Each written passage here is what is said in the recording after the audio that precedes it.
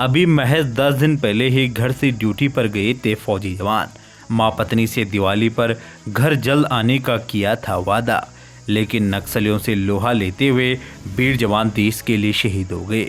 आपको बता दें कि 35 वर्षीय सुजीत कुमार सीलू गुड्डी में मां भारती की रक्षा करते हुए देश के लिए शहीद हो गए।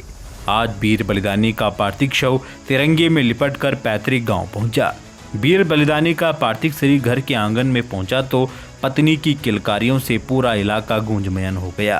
पूरे सैन्य सम्मान के साथ मां भारती के लाल का उनके पैतृक घाट में अंतिम संस्कार कर दिया गया। नम आंखों से पूरे गांव ने वीर बलिदानी सुजीत कुमार को अंतिम विदाई दी। जय हिंद दोस्तों।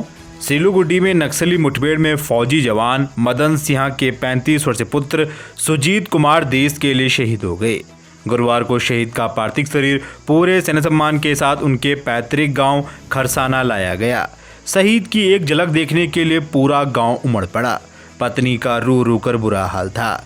शहीद सुजीत के पिता ने बताया कि मंगलवार को आर्मी द्वारा फोन पर जानकारी मिली कि सीलूगुड्डी में नक्सलियों से लोहा लेते हुए सोमवार सुजीत शहीद हो गए। इसकी सूचना मिलते ही परिवार में चीख पुकार मच गई। बताया जा रहा है कि सोमवार की सुबह सुजीत से बात हुई थी। उसी दिन नक्सलियों से मुठभेड़ हो गई, जिसमें सुजीत को गोली लग गई। बताया जा रहा है कि पिछले 10 दिन पूर्व ही वह घर से सीलूगुड्डी ड्यूटी ज्वाइन करने के लिए रवाना हुए थे। सुजीत 2012 में भारतीय सेना में भर्ती हुए थे। तब से वह 12 वर्ष तक विभिन्न जगहों में देश की सेवा करते हैं। सुजीत के पिता सह परिवार सहित दिल्ली में रहते हैं।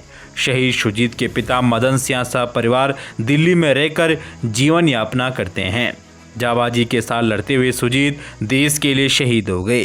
घर में पार्थिव शव पहुंचते ही पत्नी पूजा कुमारी का रो रो कर बुरा हाल था, लेकिन नम आंखों से वीर बलिदानी का उनके पैतृक घाट में दाह संस्कार कर दिया गया। पूरे सैन्य सम्मान के साथ वीर बलिदानी का उनके पैतृक घाट में अंतिम संस्कार कर दिया गया। तो दोस्तों, मैं भगवान से यही दुआ करता हूं कि वीर बलिदानी सुजीत जी की आत्मा को भगवान अपने श्री चरणों में स्थान दे और इस दुख की घड़ी में उनके परिजनों को दुख सहन करने की क्षमता दे। जब तक सूरज चांद रहेंगे तब तक वीर बलिदानी आपका नाम रहेगा।